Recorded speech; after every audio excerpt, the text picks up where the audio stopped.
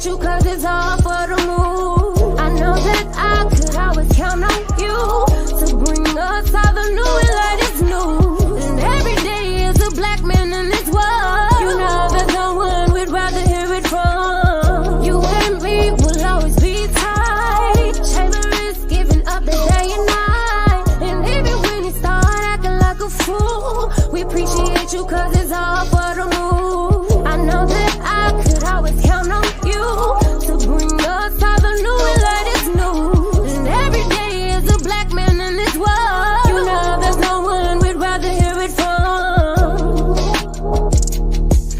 It's the Carlos Shaver Show.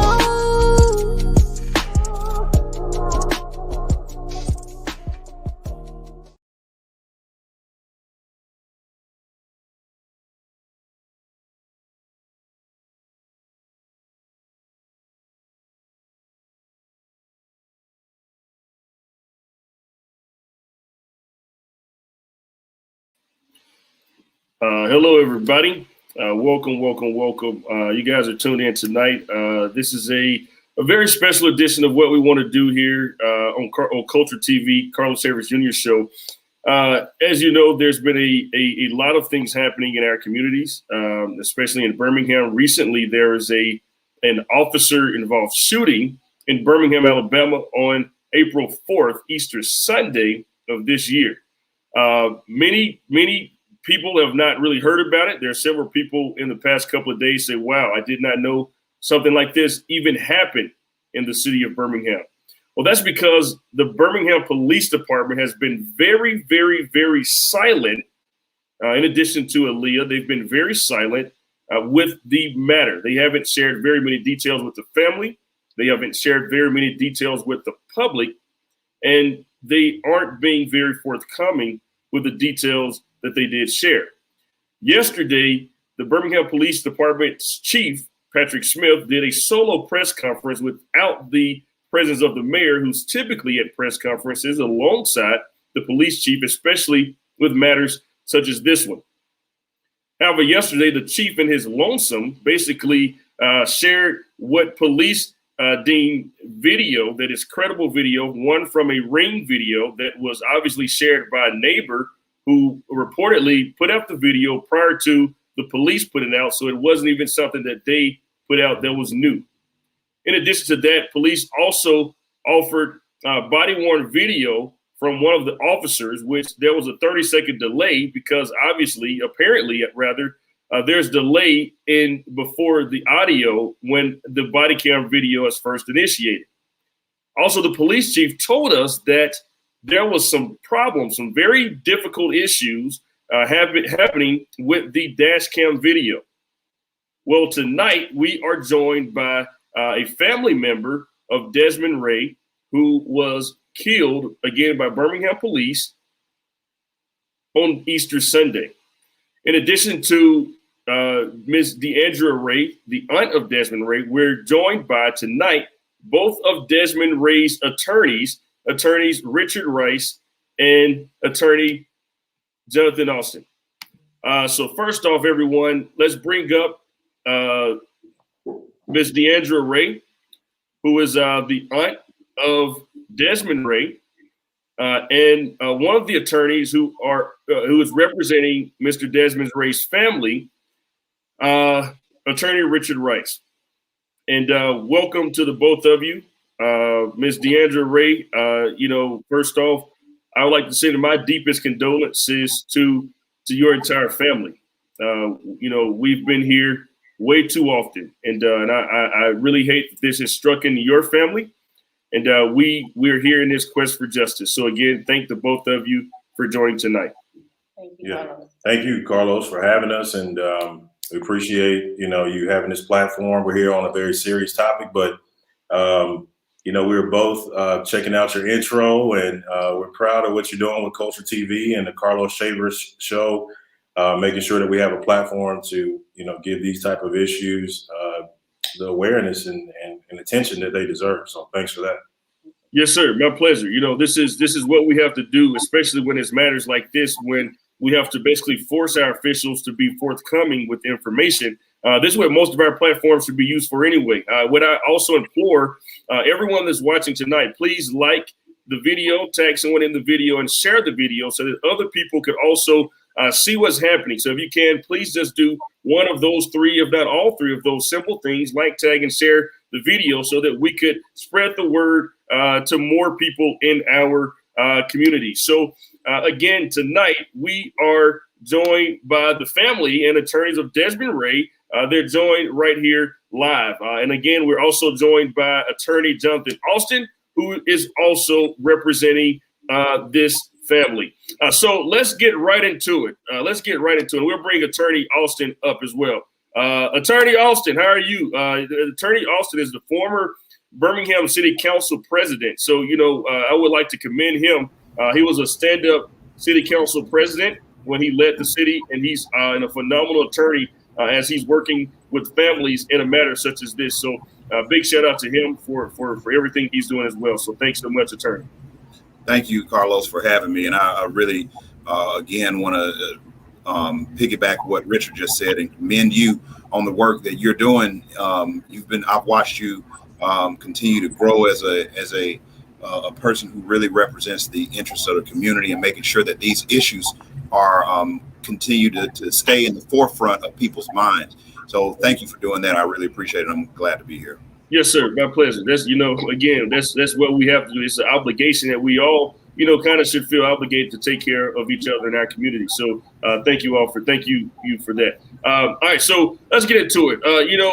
We've seen, recently saw the video that the Birmingham Police chief kind of walked us through on yesterday when basically they had to be forced to release that video. So Ms. Ray, if you could, being the aunt, can you really just speak to what it felt when you first saw the video? What was that moment like when you first saw the video? And actually, before you do that, I would like to actually do something else, because I don't really think that a lot of people actually understood or even knew who Desmon Ray was. So if you can, before we really get into that, can you really just tell us who was Desmon Ray? Just talk about his personality, his characteristics, what did he like to do? Just kind of like put in our minds just who he was for those of us that never got an opportunity to meet him. He was first my baby. So he was one of my babies. He was loving, he was family oriented, the life of the party. If you look at all of his pictures, he's always smiling, he's always hugging. Anytime he left, he always said he loves you. He was a good person. Regardless of how they trying to, say whatever about him, he was definitely a good person. He loved his kids, he loved his nieces and nephews. Just spent time with them. Go get them. Basically, they had to be forced to release that video. Ms. Ray. He was an awesome person. He was an awesome person. So. Cool. Thank you so much. And again, unfortunately, oftentimes good people are made often to be villains, to be terrible people. So I think it's always important that we always know just who this person was, especially when we're dealing with situations with police shootings. You got one side saying one thing, another side saying another thing. So there's nothing like having that come directly from you as a family. So thank you so much. But so now just kind of when you all saw the video, Ms. Ray, kind of talk about that day. What was that day? How did that day feel to you all? And what did you actually see in the video? That day was hurtful, disheartening, disturbing. For it to be said that this returned fire or shot at them or whatever they said, in the news or what have you. Once we saw the video, we saw a totally different. It wasn't what they said happened. We never saw a gun. Of course, you would hear a shot, but you never saw it. And when you say someone confronted you with fire, then you're expected to see someone actually hold a gun up and shoot at you. So We never saw that. We did see him running, and we saw the police shooting. So, our question is, okay, you have these body cams. Where is the dash cam? Because the dash cam is going to show a totally different perspective. It's going to show a wider, a broader space, where you can possibly see whatever they're trying to say happened, So again, it was just that's why we still have questions. Like, yeah, for real. So, and now speaking of the dash cam video, attorney Rice and also attorney Austin, attorney Rice, both of you. I spoke with both of you earlier today, and I think I mentioned the dash cam situation with both of you. Attorney Rice, if you could first kind of speak to that, because I know from my understanding you've reached out to other departments, or you kind of researched how other departments handle their cam policy versus Right. what we see here. Can you speak to that? Sure. So in some municipalities, what you'll have is a policy, and I'm sure Johnathan can probably speak to this some too for Birmingham, is that you would have a policy that the dash camera video is to remain running for the full duration of that officer's shift. And they may have a protocol in some jurisdictions that would require the officers at the beginning of the shift to check the hard drive, to check the capacity, the storage capacity on the hard drive, and move those files out, the old ones that needed to be moved out, so that we could make space for that current shift to be fully recorded. There's also the capacity within some of the body-worn camera video technology and the dash camera video technology that once the video is recorded, once that data has been collected, you can't alter it. You can't alter it. It's going off into a cloud storage space or some external hard drive that is out of the custody, control, possession of that police department, and especially that particular officer. And that's another layer of protection for the public and for the officers. And it allows us to have some accountability on an objective, from an objective level. It's not you believe me because I say so. It's one of these things that if we make a representation, we're making it because we're confident that the objective evidence is also going to support it. And that's the level of accountability and transparency we need here in Birmingham. And, in particular, I would say in all our communities, in particular African-American communities across the nation. Yeah, no, I totally agree. I certainly agree with that. And also, Attorney Austin, if you can also kind of speak to that as well. So the Birmingham, as they're saying, the chief came out yesterday and basically said that, hey, the body cam video, the dash cam video, we're not able to show that because it was not able to be uploaded. So what are the repercussions? Where is the accountability? So who do we hold accountable? So if there are devices, so that means how many other officers are riding around with their dash cam video recording, but it's not able to be uploaded because the storage is full? Whose job is that? And where's the accountability? So, Attorney Austin, can you speak to the notion of that part? That's totally unacceptable. And what should happen from here? Yeah, Carlos. See, let me say this: the city of Birmingham has we have a millennial mayor. We have a progressive, supposedly, administration.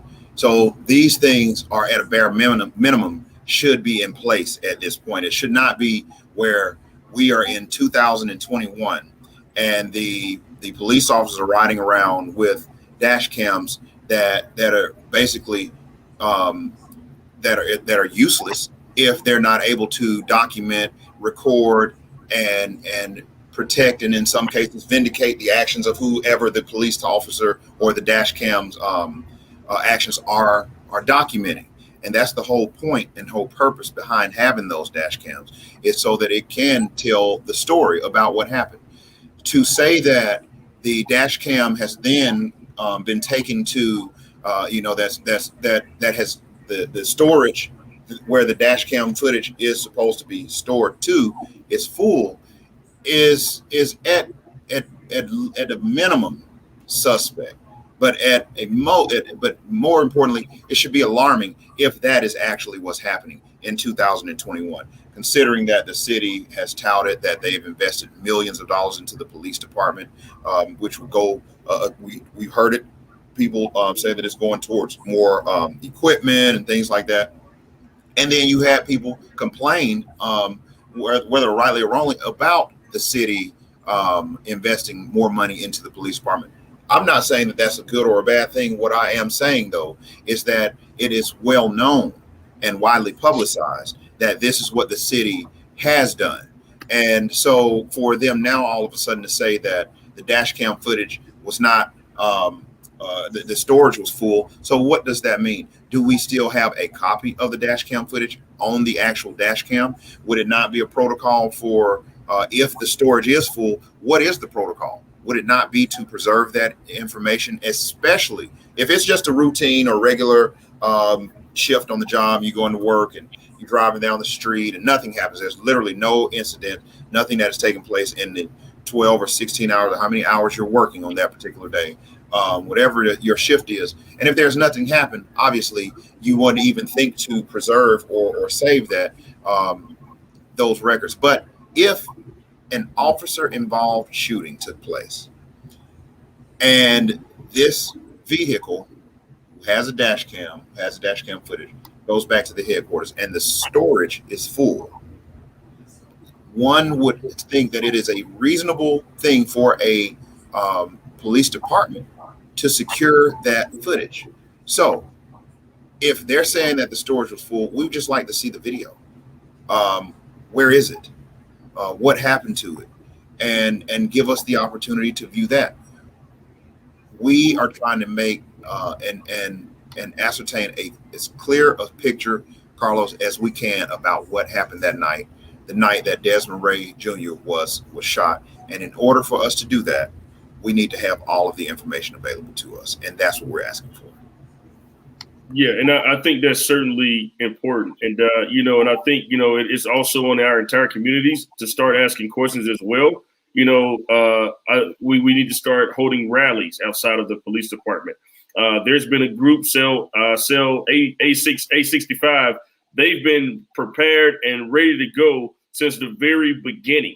And, so now it's time for them to be boots on the ground. Now it's time for us to put people in front of the police department, to show up at need be to the police chief's home. I went as far today as called on the chief to resign for the simple fact that he has already lied to the public. First off, they're saying that if you listened yesterday to what the chief said, he said, well, we don't know if he shot at the police or if he shot at, the person that was in the car. How are you still unclear about that? This is a month after the shooting, but you still unsure of, all we know is a man is dead, but yet you still unsure of who he was even shooting at, if he even shot a gun at all, because from what I heard, maybe it's just my ears, and I may not hear that well, but my ears heard basically 9 shots from the same gun. That's what my ears heard. My ears heard 9 shots from the same gun. I didn't, unless the guns were exactly the same caliber. I think that it was the same gun. And I think all the shots personally came from the police department. That's just me. Because even with the shell casing, let's talk about the shell casing. Attorney Austin, what the shell casing in comparison to what they're trying to make us believe? Where was the shell casing? Do we know yet? Well, no, Carlos, we don't know. That's one of the questions that we're asking. We've heard and seen conflicting things. The video seems to likely contradict what has been communicated to us so far about the shell casing. From what I understand, the ABI puts together a very extensive scene. A crime scene, if you will. And so we'll see what they come up with. I mean, these are things that they are certainly putting together right now. And they will, hopefully we will have access to that at some point. But that's the whole point. We don't know. We don't know From the video, you cannot see if Mr. Ray even fired a gun. You can't see that. Like it's just not, you can't see it. And that's why we're asking again for the dash cam footage. We will get again the information from the ABI at some point in the future. I don't know when, but I think it's important for us to, as a community and even as the family, to make sure that the public gets what the public is demanding. We're just demanding that we get the information. We're demanding that the information is provided to us so that we can make an assessment as to what we need to do next as it relates to this case. But we have to get the information, and the family deserves to know what happened. That's ultimately what we want. We want transparency, we want accountability, and we want communication. Absolutely, and that's what we're here to do. Ms. Ray and Attorney Rice. So when you all met with Aaliyah, I'm not sure if you can really go into detail, but what did they basically tell you? Did they give you any information? Did they tell you why it even took them basically a month before you were able to even see the video? What is Aaliyah saying? Did they even tell you when an investigation could potentially be completed? Did they give you any kind of details, or what was that like dealing with Aaliyah when you were shown the video? Well, I mean, I think from a professionalism standpoint, speaking relatively, the officers that we met with at the Alabama Bureau of Investigation, presented themselves, in the most professional fashion out of any of the quote unquote law enforcement officials involved with this situation so far. And they expressed their condolence in a private setting directly to the face of the family, not in front of cameras. So I just want to point that out. And I think that, the situation is such with Alabama Bureau of Investigation is most of the evidence, if not all of it, is initially collected by the city of Birmingham. And then, the chain of custody then transfers to the Alabama Bureau of Investigation. So that's an important point for us to be mindful of.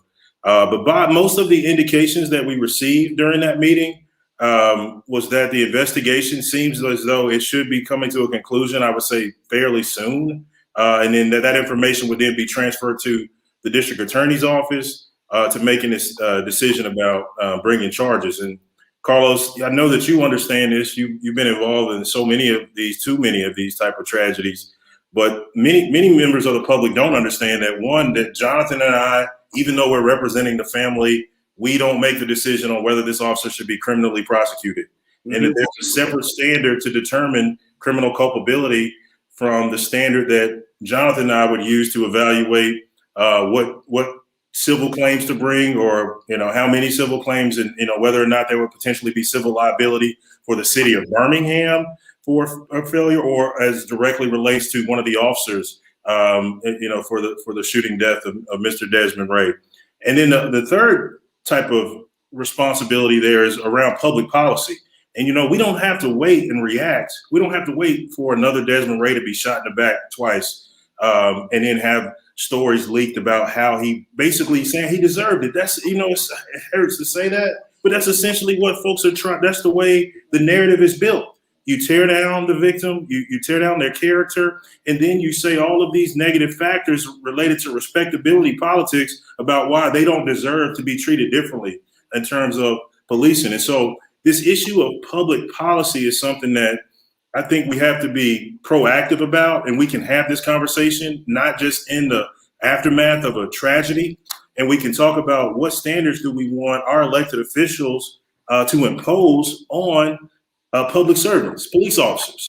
And it's up to our elected officials as civilians to then come in and impose that standard, and as our representatives, and it's up to us to stay engaged enough to do that. So the Alabama Bureau of Investigation, they represented to us that they were going to do their job to collect all of the evidence. And as Johnathan said, they were going to use, state-of-the-art technology to recreate the crime scene in basically like a 3D virtual reality, essentially.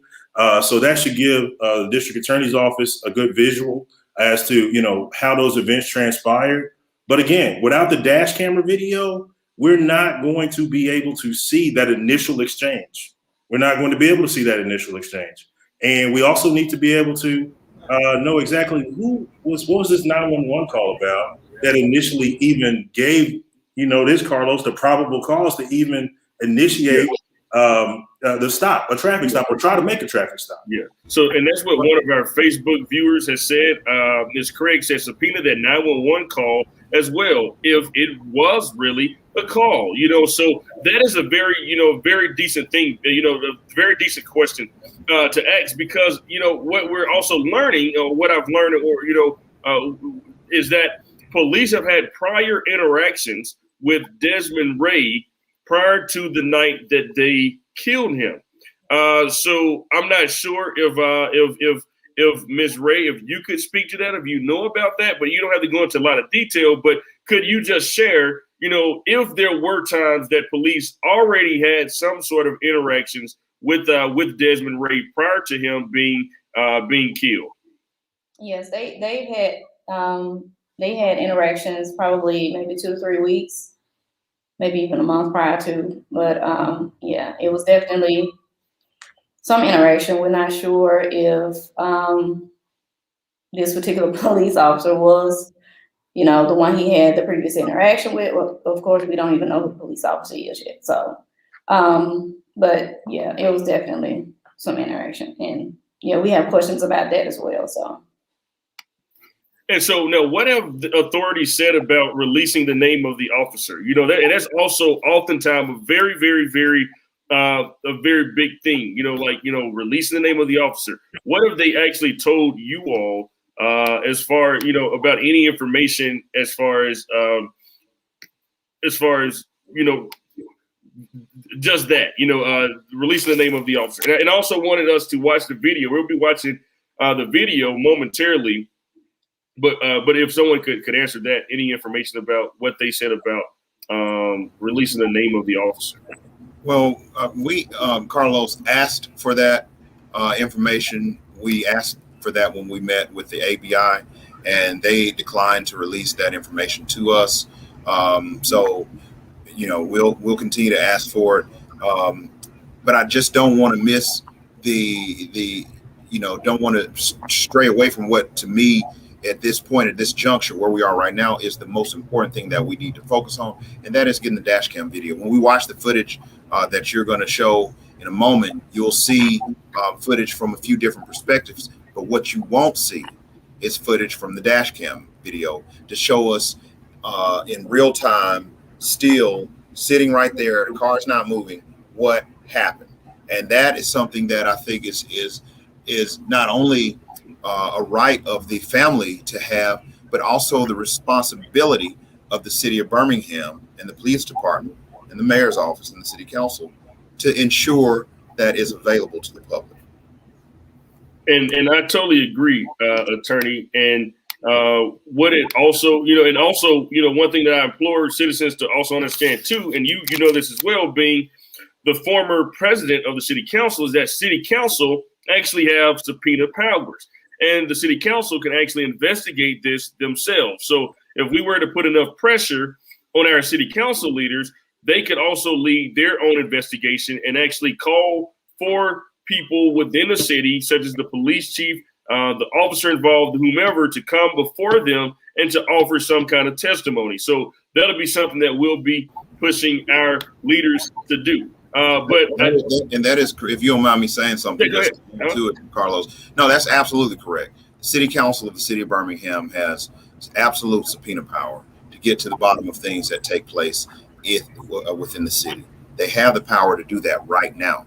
But honestly, and maybe it's because I've just maybe not on Facebook as much as I should be, or as much as you, Carlos, but I haven't heard any city council leaders, any of the members of the city council, say anything about this at all. Certainly they know about it, but I hadn't heard anyone speak about that. So I don't know if they are if they're just not aware of it, or they just don't want to get involved in it. But I think it's important. I also understand that the council representative, where this took place, did not say anything, hasn't spoken to anyone, hasn't said anything to the family, nothing. So there literally no city leaders have reached out to this family and said anything. It's mum's the word. All we're hearing is what we're seeing on TV and on social media and things like that from the police department. But as far as even the elected representatives, haven't said anything. no county commissioners, no city council members, no state legislators, no state senators. No one has said anything in elected position about this issue. So why is that? So there are a lot of unanswered questions that need to be that for one need to be asked, but also need to be answered. These we as taxpayers have again every right to be protected, and knowing that we are protected. And so we've just got to get to the bottom of it, Carlos. Ask those tough questions and figure out, find out what happened. But I would just encourage the viewers to, when they're watching the video, notice what's not there, and that is the dash cam footage. Yes, thank you. Thank you so much for that, attorney. So right now, if you all will, we would like to show the video. Please, everyone, just as a reminder, this is somewhat graphic video. There's not very much that we'll be able to see, as the attorney and the family has said from the video, but there is much to hear. Okay, so you'll hear some things.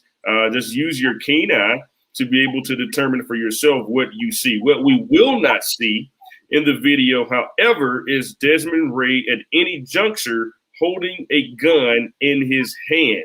To be clear, that is something that we will not see at any juncture of the video. So at this time, everyone, we're going to go ahead and we'll play the video for you.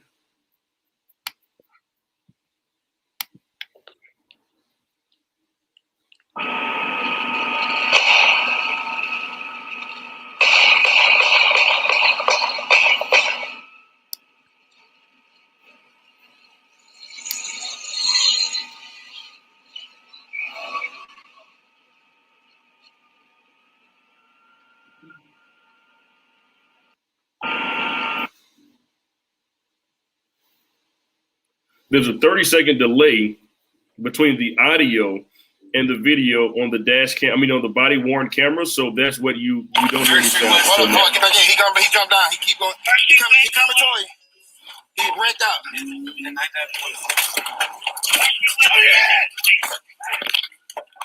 Oh, hey, shut. Shots fired. 10:33. 10:33. We got one down. Hey, let me see your fucking hand. Let me see your hand. Don't move. Hey, y'all, back up. We right here. Stop right there. Back up. We're going to be in the 200 block of 9th Avenue West. We got one down. Black man, white t-shirt, blue jeans. White t-shirt, blue jeans, blue hat. He armed. He's still moving. Hey, do not move. Stop moving. Hey, stay right there. Slow down, please get that tail for me. Hey, Sarge. Hey, tell him to clear the radio.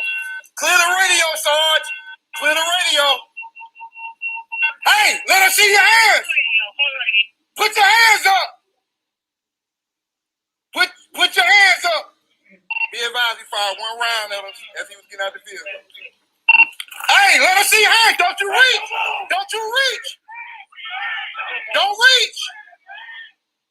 Don't reach.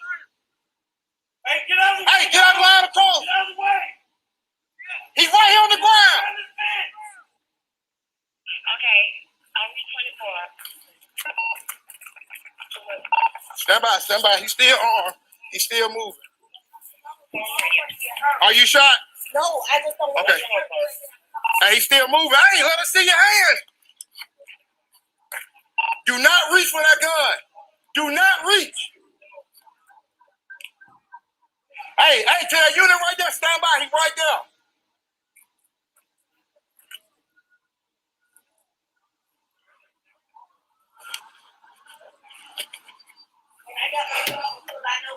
Hey, don't you reach. Do not reach. Hey, who's that unit right in the front of the complex?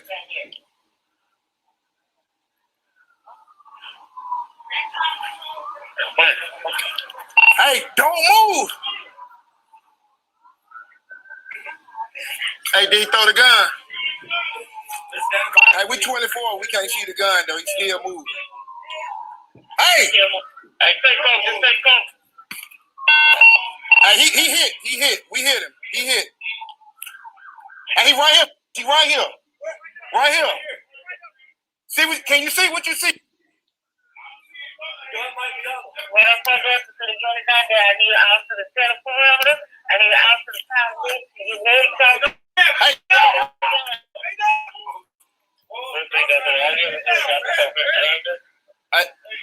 You go ahead and roll the middle. We're gonna try to secure him. He's down. He's been hit.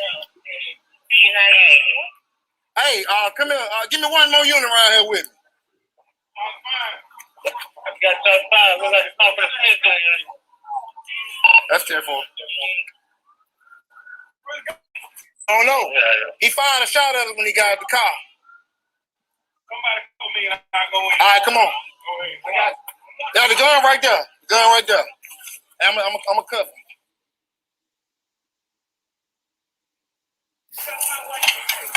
Hey, make sure somebody watch behind. Well, we got the female back there. Tell them start the Tell him go ahead. Hey, it's 24. You can go ahead and roll the medic. You good? Yeah, I'm good. Appreciate it.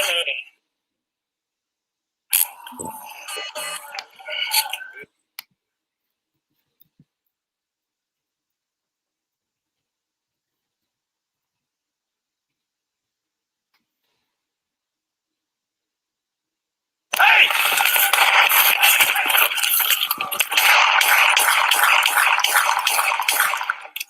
Shot fire! 10-33, 1 down! Don't move! Don't move! Don't move. Hey, y'all, back up. Hey, come back! Back up. Back up. We're going to leave the 200 block and 19 freeway. Got one down.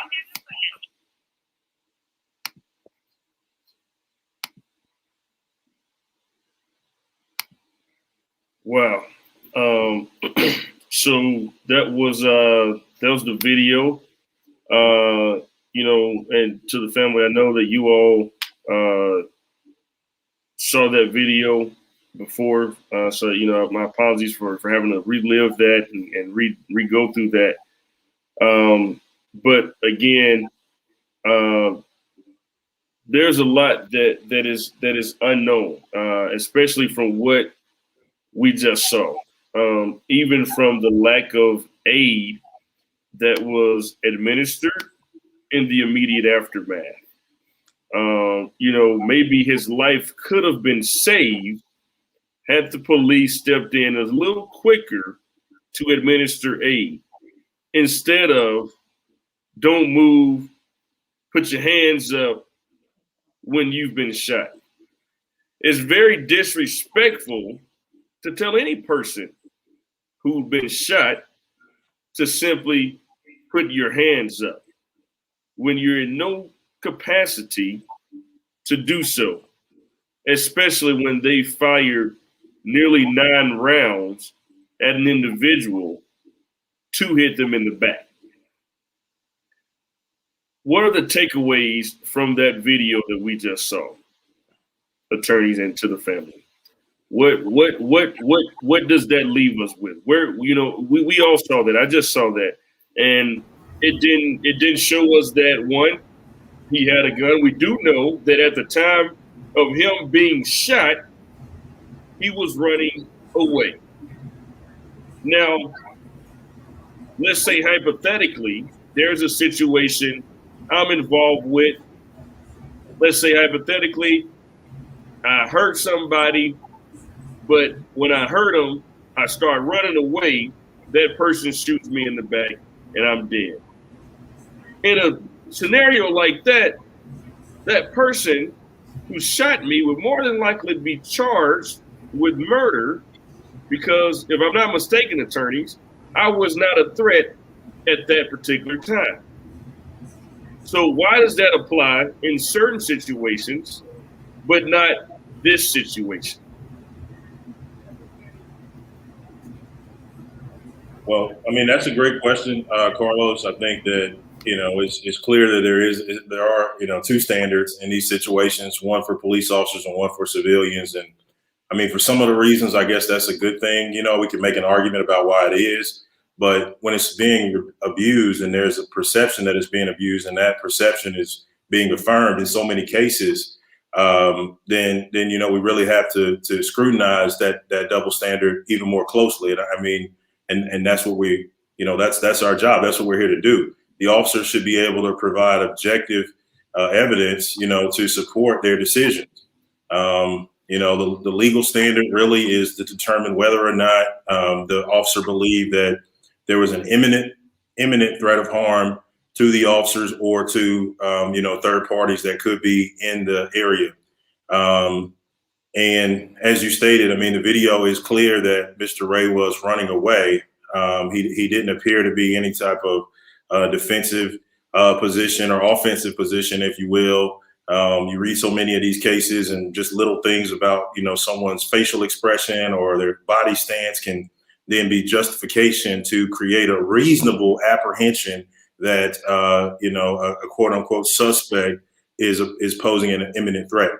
And so in this situation, the initial media reports that we saw alleged that Mr. Ray confronted the officers with a gun or that he was brandishing a weapon.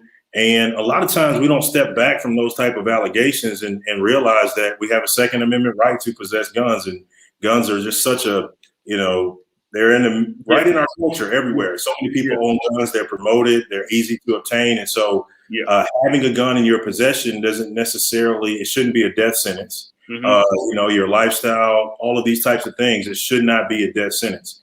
We still have to have a certain level of due process. The officers have to have a certain level of restraint.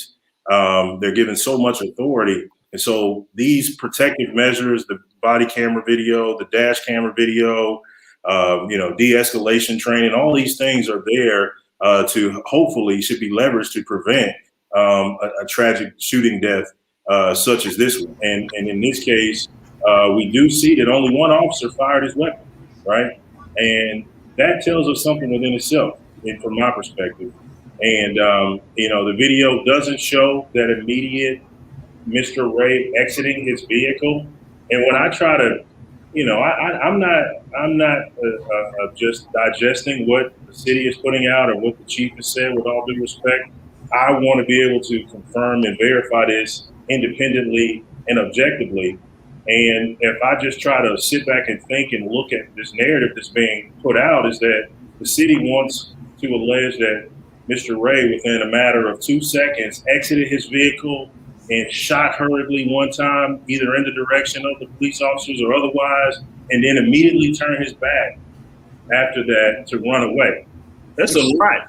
That's a lot. And then, makes sense. That makes sense to me. Yeah, it doesn't make sense at all. We were showing a photo of Desmon Ray, and so like a guy of that build, that's a lot to do with just a matter of just a few seconds. Okay, this man got to be running at top speed, man. If he's able to do that, as they are alleging that he did.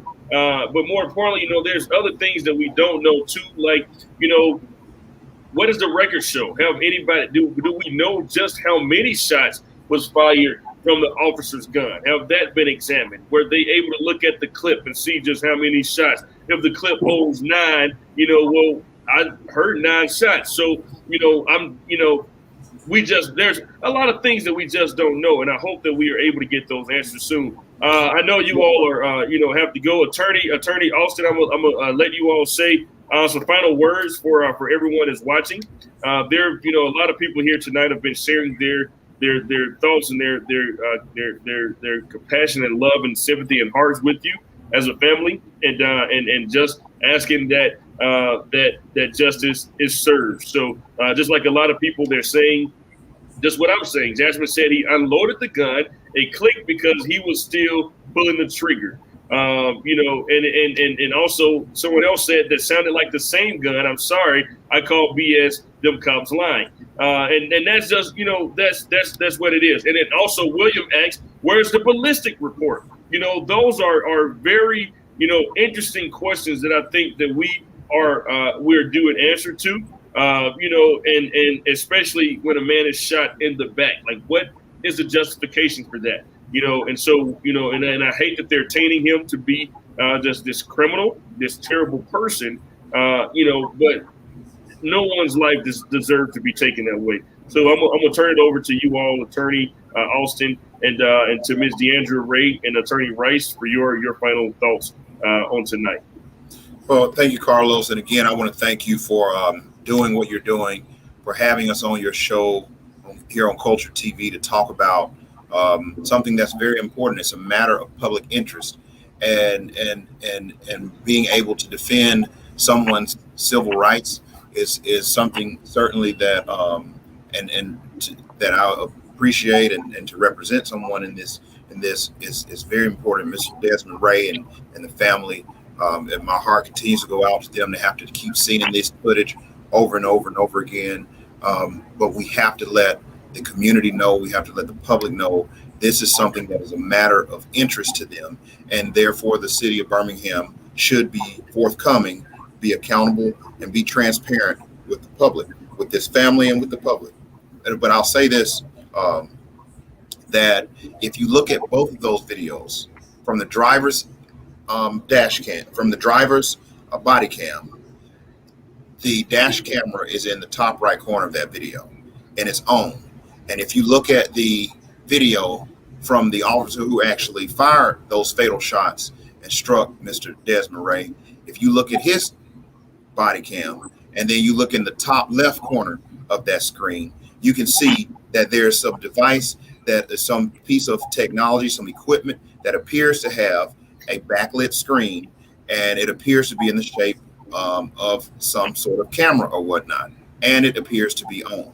So those are things, if you pause the video, you see it up there in the top right corner above that, right above that that screen, the computer that the police officers are equipped with in each one. You'll see there in all the police cars now. But if you look right above that screen, that laptop screen, right above it in the top right corner, that appears to be a dash camera. And if you look at it, there it is right there in the top right. But that appears to be a dash camera to me. I could be wrong. Maybe it's a GPS device. I don't know what it is. But what is that? Is that the dash cam camera?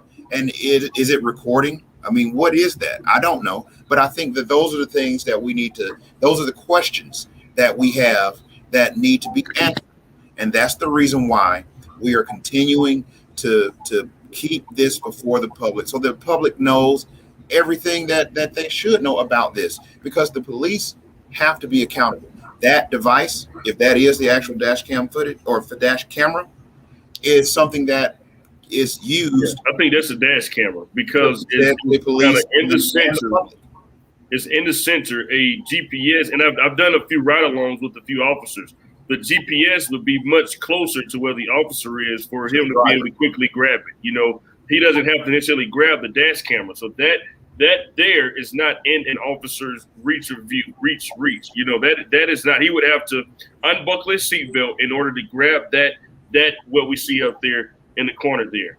Now again, his GPS is in arm's reach where he could grab that if his seatbelt was latched. So I think that is a dash cam video, and then it's even higher than the laptop screen, and it's also further away from the rear view mirror. So that would indicate that is also a dash camera.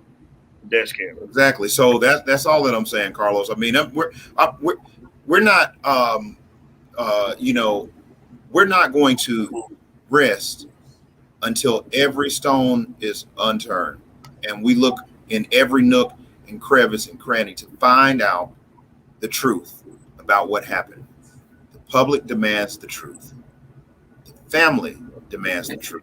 And we need to make sure that people are held accountable. We're not saying that anyone did anything wrong at this point. We just need to get to the facts. And that's what we're trying to do right now. So again, Carlos, thank you for having us on here. We appreciate what you're doing, and let us know. We will continue to work and fight to make this, keep this before the public, and get answers and demand justice for Desmon Ray's family. Yes, sir. Thank you so much for that, Attorney. Ms. Ray and Attorney Rice. Just want to thank you for having me, an attorney, on today. Again, we want to have, we want justice for Dez. We want the truth.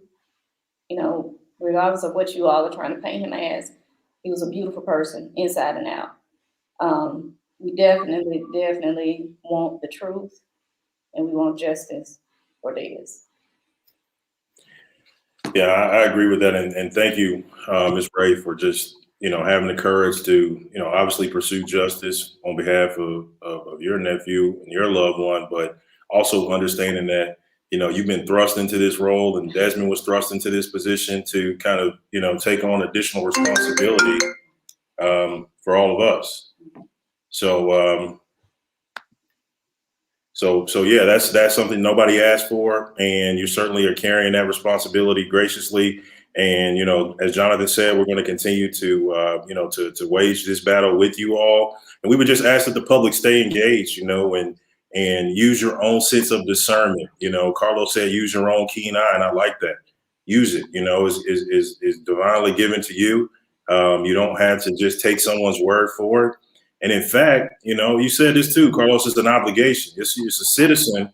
There's privileges and rights that we have, but we also have duties and obligations to really fully enjoy that citizenship. And that part of that is looking out for yourself and looking out for your neighbors as well, and not waiting until this type of issue comes to your doorstep when it's too late, because there's nothing. Johnathan and I, we're going to do our jobs. The district attorney is going to do his job. Members of the media and activists, people like Carlos, are doing their jobs, but there's nothing we can do to bring Desmond back. We just have to find the answers and seek to hold these folks accountable, demand transparency. But as a matter of policy, we don't have to wait for a ballistics report. We don't have to wait for the dash camera video to be released. We can demand better policy around policing in the city of Birmingham right now. We spent almost $100 million on policing in 2020. Okay, over 80 million of that is going straight into the pockets of the police officers. Now, whether they deserve that or not, I don't know. That's a different topic for another day. But if we're going to spend nearly $100 million on policing, we should have the best technology available in terms of promoting transparency and accountability. If the city of Birmingham, with the history of being a beacon for civil rights and human rights, is not going to apply this standard to policing, then who will? And it's a tragedy what happened to Desmond. It's a tragedy. And it's also equally tragic that we don't have any elected officials, as Johnathan pointed out, who are willing to stand up and say, I'm going to stand in the gap. And I understand the strained, if you will, relationship between police officers and African-American community. And I'm not going to just wait on the legal system, the civil or the criminal system to find out what happened here. I'm going to use my authority and power as elected official that you bestowed upon me to make sure that your interests are represented. And we talked about specifically, Johnathan specifically referenced what that power is. Carlos specifically referenced this subpoena power. So we need everybody to continue to apply pressure on this particular case on behalf of Mr. Desmon Ray. But just in general, we don't have to wait for another tragedy for us to turn up the pressure on our elected officials, not because we're saying this was a criminal act or it was, a violation of constitutional rights. And it very well may be all of those things. But what we're saying was this was an avoidable death. This young man was running away. He did not have to be shot. There could have been a lesser force applied to effect the arrest in this situation. And we need our elected officials to say, we expect our police officers to only use deadly force when it's absolutely necessary, not just when you think you have legal cause to do so, but make a practical decision beyond that to say, is this absolutely necessary? And if it isn't, then don't use deadly force. Absolutely. And and for me, it's like, okay, hypothetically, even if he did shoot one time, you see him running away. Like, he's running away. Let's say he did shoot one time. He ran away. Like, by the time you shot him, he was running away. So that means that you could have avoided shooting him to begin with, even if hypothetically he did shoot a gun. So we just have to use better judgment. Police have to be better, have to do a better job. Police, I really believe that we have to change the standard for what it means to be a police officer. Someone in our comments said something very, very good here. Jasmine Lee said, cops that do not stay in the neighborhood should not police those neighborhoods. And it's simple as that, because oftentimes you get cops who, one, are either just trigger happy, two, cops just want to, they just want to see some action, and there's no level of accountability amongst police. They need more training. Why don't police officers have to have a college degree or at least an associate degree? At least some standard of being in the classroom, knowing that you could take instruction. You know what it means to be under some kind of instruction. This mere little academy that they do, that's nice and all. But when you have 18-year-olds going from academy to police officers, when a full adult's brain isn't developed until the age of 25, that says a lot about the system, which just allow us to have police. And then I'll share this before we wrap up really quick. Attorney Rice, you sent me something while we were here, and I want to share basically what we've been showing, what is here. It shows Birmingham, Alabama, and how much money that our police department received in funding. So Birmingham policing budget is $92,775,797. That was their latest annual amount that they're giving. That's 21% of the overall budget that is going to police department. Literally 21%. A fifth of our budget is going to the police department. Okay. Now, what does that mean? It says city dollars per resident for policing. That means a city with a poverty rate of 31% and a 62% poverty rate that we just don't talk about. The average citizen is paying $443 for this police department to operate. There's currently one police officer to every 192 citizens. Birmingham has one of the highest rates of police officers in the country, but yet we're looking to add more. But yet our unsolved murders, that rate is also, that's a different story for a different day. Attorney and family, thank you all so much. We're in the quest for justice for Desmon Ray, and we will not rest until we get that. For everyone, in loving memory of Desmon Ray, who was killed by Birmingham Police on April 4th, 2021. We are fortunate enough tonight to be joined by his aunt, Ms. Deandra Ray, and their attorneys, Attorney Richard Rice of the Rice firm, and Attorney Johnathan Austin PC. So please, reach out to them if your family is dealing with any kind of injustices in our communities as well, as they have always shown that they're on the front line for justice in our communities. Thank both of you. Thank everyone for tuning in tonight, and we'll be back with more. Hopefully, we'll have the family again as things develop, but we'll have more developments as things come. We'll be letting the public know. But please, as the public, just want to implore you. This is for you all as the public. Please, please do not let this fall by the wayside. Please, this family needs help. There is a lot of things that are very suspicious about this, a lot of questions that are still unanswered in this, and a family that's still hurting, grieving. I was just told today that the family just received Desmon Ray's death certificate. This is also a very painful day for the family as well. So please keep this family in your thoughts and prayers. But more importantly, let's do something. Call down to the police chief's office. Demand answers. Demand that they release information. They give us something. If this happened to this family, this very well could happen to yours. We don't want it to, but let's do something. Let's put some action behind it so that it won't. So that it will not happen to your family or any other family moving forward. Thanks, everybody. Thank you all again for joining. We'll see you all with more very soon. Thank you. Thank you, Carlos.